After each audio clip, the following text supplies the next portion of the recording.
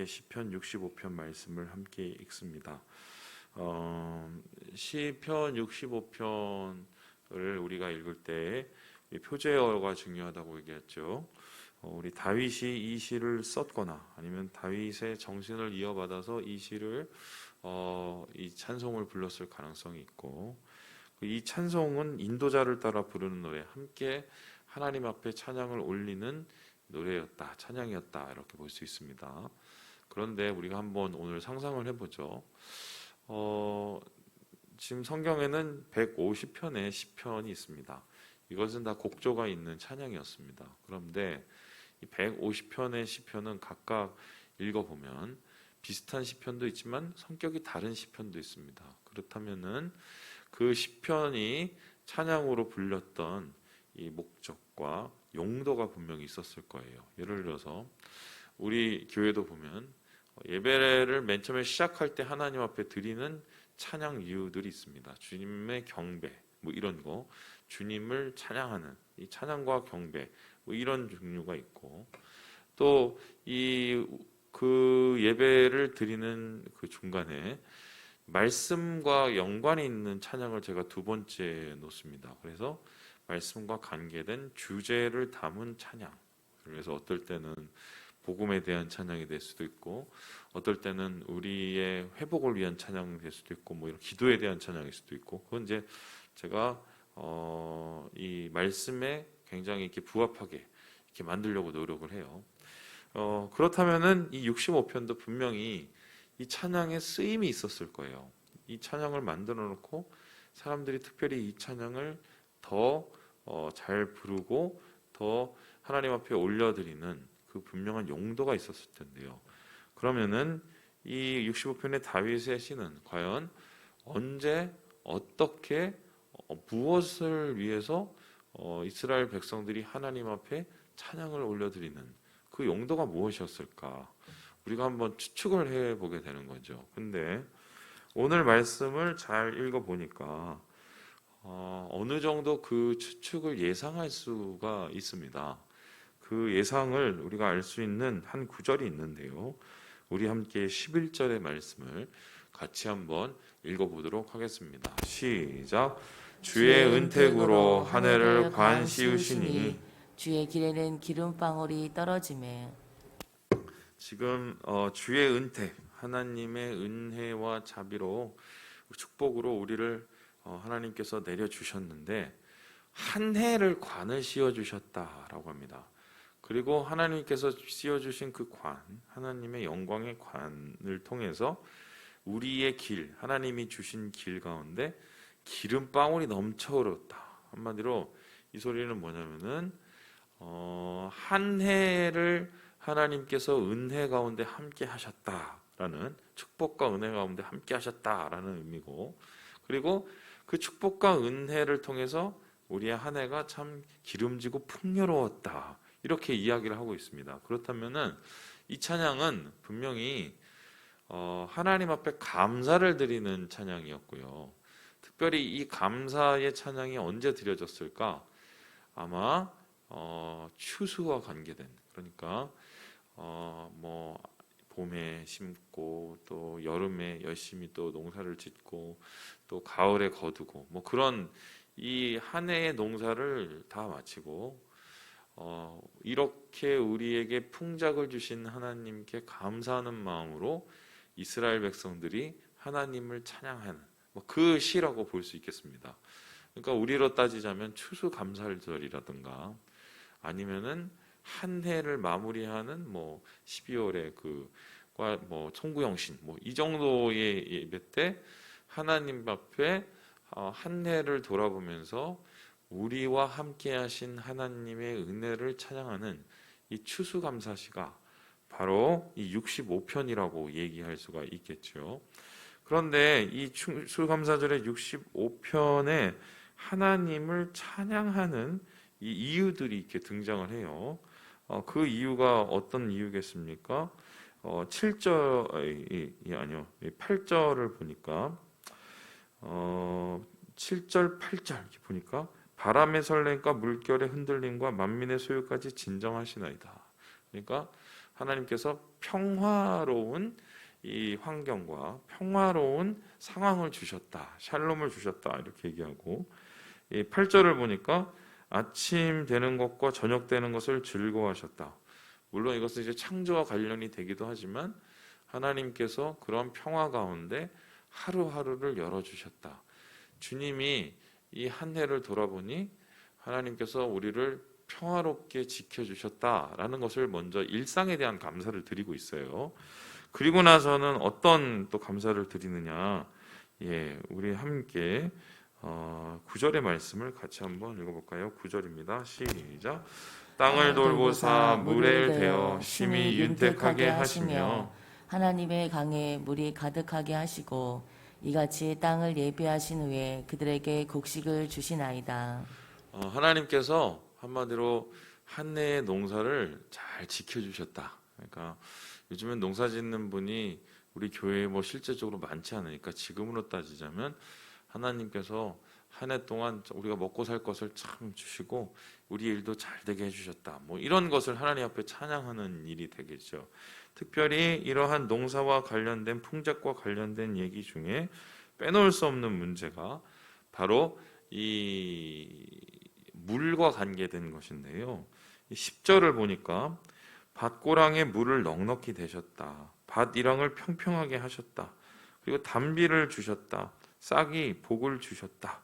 이러면서 이 한 해의 농사가 처음부터 씨 뿌림부터 거둠까지 하나님께서 시시때때로 시의 적절한 이 물을 주시고 또 단비를 주셔서 이를 통해서 우리가 이러한 오늘의 풍작을 거둘 수 있는 것을 하나님 앞에 감사한다. 그래서 실제적인 하나님 앞에서의 일상에 대한 감사와 우리의 삶의 수확에 대한 풍요로운 삶의 수확에 대한 감사를 하나님 앞에 올리고 있다고 얘기하고 있습니다. 더불어서 이 13절에 보았더니 뭐 이렇게 얘기가 나오는데요. 우리 같이 한번 13절 읽어보죠. 시작. 초장은 양떼로 옷 입었고 골짜기는 곡식으로 덮였음에 그들이 다 즐거이 외치고 또 노래하나이다. 그러니까 이 이스라엘 백성 중에 이 농사와 한 부분처럼 중요한 부분이 바로 이 목축업이었잖아요. 이 목축 양떼를 잘 키울 수 있도록 하나님께서 또한 산과 초장에 여러 이 양떼들을 위한 풀을 이렇게 잘 자라게 해주셔서 그래서 지금 보니까 농사도 잘 되고 그리고 양떼들도 잘 목축을 할 수 있도록 하나님께서 은혜 주심을 참 감사한다.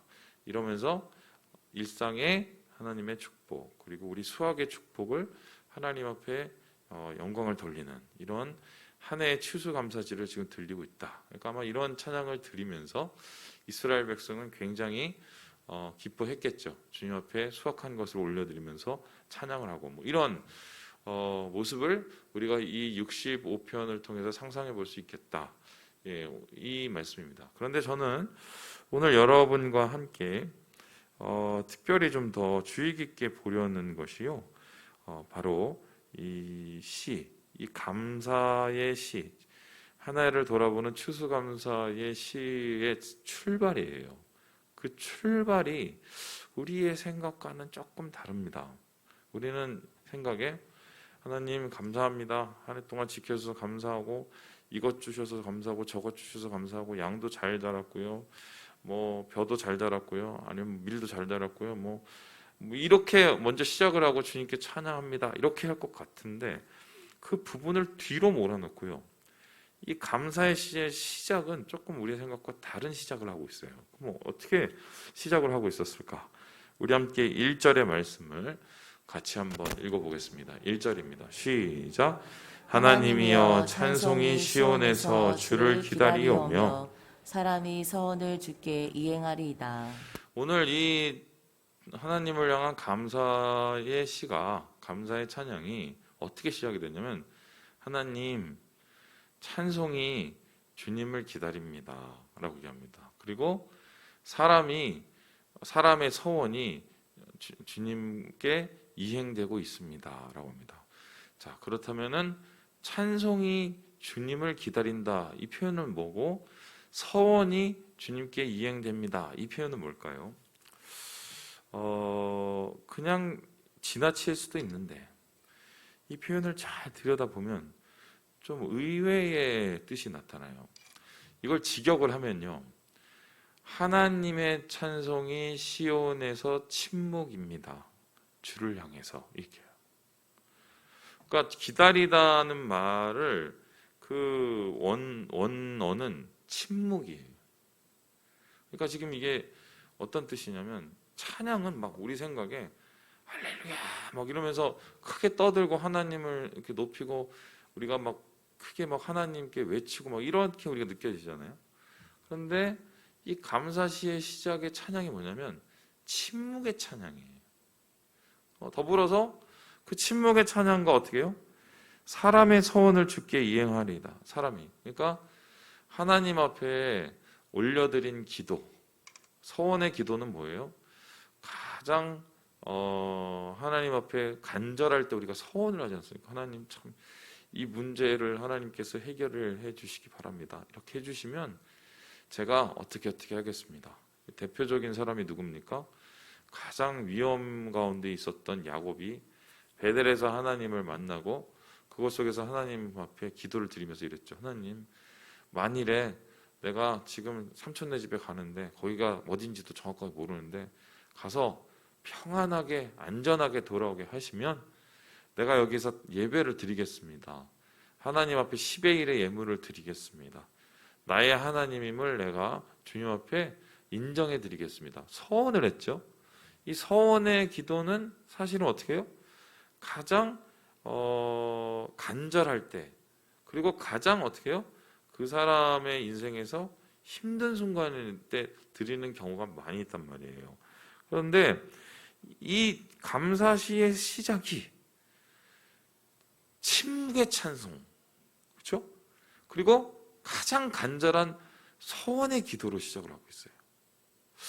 우리의 생각에는 좀 감사 찬양 한 해를 끝나고 이렇게 있으면, 주님, 아이고 이거 보세요, 뭐 양떼가 막 이렇게 막 토실토실해지고, 하나님 막 이거 뭐 과일 보세요, 이거 장난 아니에요, 너무 좋아요, 막 밀도 엄청 잘 거뒀고요, 다 주님이 하셨습니다, 할렐루야 찬양, 이럴 것 같은데 한 해를 쭉 돌아보면서 하나님 앞에 감사를 드리고 찬양을 드리는 그 시작이, 하나님 아시죠? 제가요 침묵의 찬송이었어요, 저에게는. 그리고 저의 기도는 정말 간절한 소원이었습니다. 이렇게 얘기를 했어요.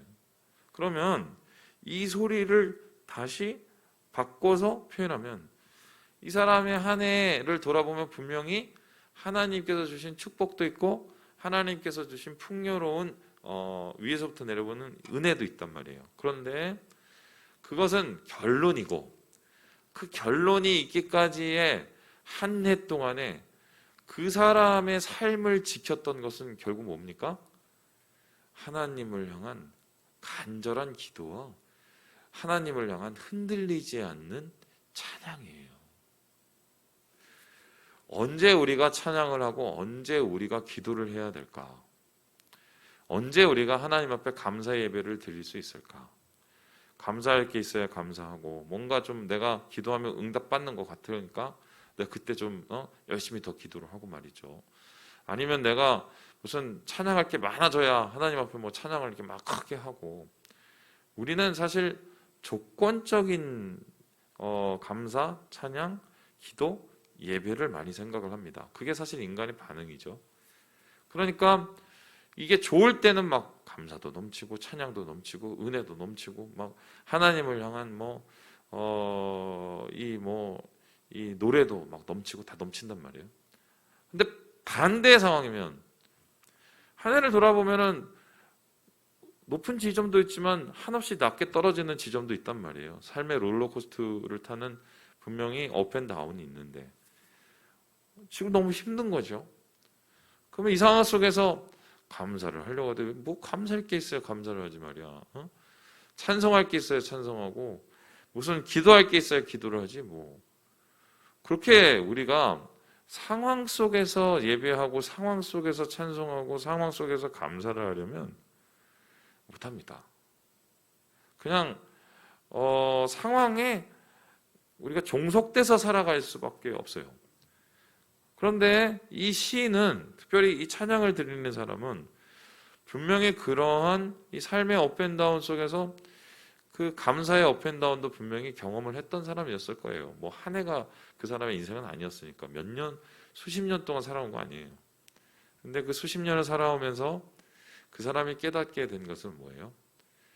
내 상황이 감사할 수 없고, 내 상황이 정말 힘들고 어려운 상황 속에서 찬송할 수 없을 때도 나는 침묵 속에서라도 하나님을 찬양하는 이것을 내가 놓치지 않고, 정말 서원을 하는 그 간절한 그 기도를 내가 하나님 앞에 포기하지 않겠다는 그러한 이 시인의 결단, 시인의 놓치지 않는 찬양과 이 하나님을 향한 기도가 삶을 점령하고 있었던 거죠. 그러한 삶을 점령하는 이 시인의 상황을 정확하게 표현하는 이야기가 있는데요. 우리 함께 4절의 말씀을 같이 한번 읽어보겠습니다. 4절입니다. 시작. 주께서 택하시고 가까이 오게 하사 주의 뜰에 살게 하신 사람은 복이 있나이다. 우리가 주의 집 곧 주의 성전의 아름다움으로 만족하리이다. 이 사람이 하나님 안에서 이 침묵과 같은 상황 속에서도 찬양을 놓치지 않고, 정말 서운할 수 없는 그런 어려움 속에서도 그 간절한 기도를 놓치지 않았던 이유는 이 사람의 중심이 분명히 상황이 아니라 믿음 위에 서 있었기 때문이에요. 그 믿음은 어떤 믿음입니까? 주님의 성전을 가까이 하고 하나님의 임재 위에 서기 원하는 그 사람의 간절한 열망입니다. 그래서 이러한 열망과 소망 가운데 찬양과 기도를 포기하지 않은 이 시인을 통해서 하나님은 더 축복하실 수밖에 없는 거죠. 찬양과 기도는 언제 빛나는가? 그것을 하지 못할 상황에서 그래도 그것을 해낼 때 그것이 빛이 나는 거예요. 저는 오늘 이 말씀을 읽으면서 제일 먼저 떠올랐던 사람이 1절을 보면서 욥이라는 사람이었어요. 욥이라는 사람이 뭐 끝까지 그 고난을 잘 견뎠냐 견디지 않았냐에 대한 여러 가지 뭐 이 결론적인 이 평가들이 있지만 뭐 그것은 뭐 좀 보기에 따라 달라요. 인간이 할 수 있는 최대의 이 극한에서 그래도 인간이 할 수 있는 의지의 최대의 그 뭐랄까요, 그 믿음을 지켰던 뭐 그 사람이었다는 것을 우리는 다 인정을 하고 있지만, 그런데 저는 특별히 욥의 모습을 통해서 항상 생각하고 항상 마음에 담아두는 것은 뭐냐면 욥의 하나님 앞에 가장 힘들었을 때 드렸던 찬양이에요. 자식내미들이 갑자기 죽고 양떼와 소떼가 다 무너지고 심지어는 뭐 그의 생활 기반이 다 엉망진창이 되었을 때 욥이 어떻게 했습니까? 아유, 내 승질 나고 내가 무슨 이때까지 하나님한테 한계했는데 말이야, 이거 너무한 거 아니야? 뭐 그렇게 하질 않고 엎드렸어요. 죄를 뿌렸어요. 자기의 슬픔을 하나님 앞에 드러냈죠. 근데 거기서 끝나지 않고 뭘 했어요? 주신 이도 거두신 이도 하나님이십니다. 주님은 영광을 받으시옵소서. 이게 참 인간이 할 수 없는 수준의 감사와 찬양과 하나님을 향한 기도를 올려드려요. 주신 이도 하나님이시고 거두시는 이도 하나님이시니 주님이 영광을 받으라. 그 마음이 어땠겠어요? 하지만 하나님께서 가장 기뻐하셨던 것은 욥의 그런 모습이죠. 찬양하고 감사할 수 없을 때 하나님 앞에 찬양하려고 하고 감사하려고 하고, 그러한 시간으로 자신의 고통을 메워가면서 하나님의 은혜를 기다리는 인간의 모습. 지금 우리의 상황이 바로 그런 찬양과 그러한 기도가 필요한 상황이 아닌가 저는 생각이 돼요. 침묵과 같은 현실 속에서 그래도 찬양을 올려드리고 말이죠. 그리고 정말 기도의 응답이 느껴지지 않는 그 속에서도 간절한 기도를 하나님 앞에 올려드리는, 이것이 바로 이 주님의 축복을 향해 나아가는 우리의 준비이자 우리가 할 수 있는 하나님 앞에 드리는 중심이죠. 좀 시인의 이러한 모습들을 우리가 조금 고민하면서 오늘의 삶을 다시 한번 정리를 해봐야겠다. 좀 그런 생각을 해봤습니다. 말씀을 마칩니다. 기쁠 때 찬양은 아무나 하죠.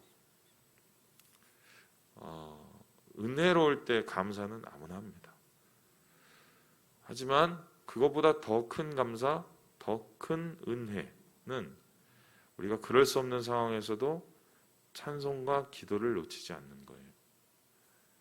이 깊이 있는 이 은혜로운 더 깊은 하나님의 영광으로 나아가는 이 기도와 찬양을 다시 회복하시고 하나님의 풍요로운 은택의 주인공이 되시는 우리 삼일가족 되시길 주님의 이름으로 축원합니다.